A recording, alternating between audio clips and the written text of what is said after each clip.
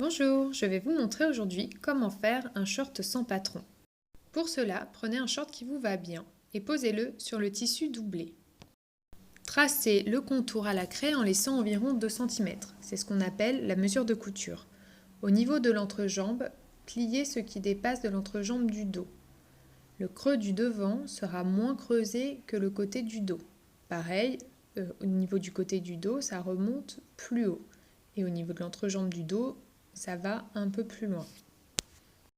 On découpe en laissant les deux tissus superposés. On superpose les deux devants du short avant contre avant du tissu et on coud de la ceinture au haut de l'entrejambe. On ne coud surtout pas l'entrejambe.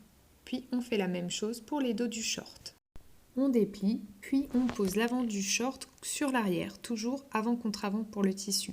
On coud les côtés puis l'entrejambe comme ceci. J'ai surfilé chaque côté à part car j'ai besoin du centimètre restant comme vous voyez pour faire les poches.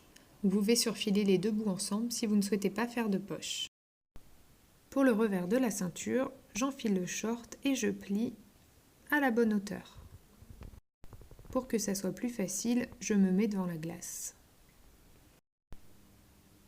On enlève et on repasse sur le pli pour bien marquer celui-ci. Ensuite, je coupe un élastique à ma taille et je coud les deux bouts ensemble. J'insère l'élastique dans le creux de la taille et j'épingle. On peut faire un point droit ou alors en zigzag très serré pour faire l'effet d'une broderie.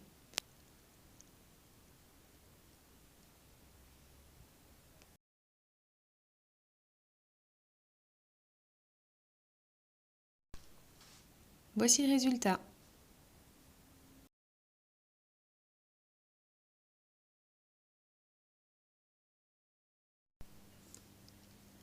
Je marque les plis des cuisses.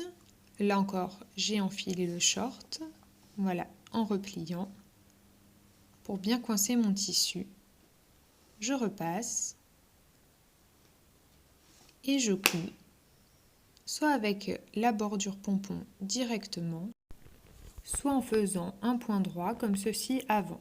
Et on n'est pas obligé de mettre la bordure pompon, mais pour ce tissu, je trouvais que c'était plutôt sympa.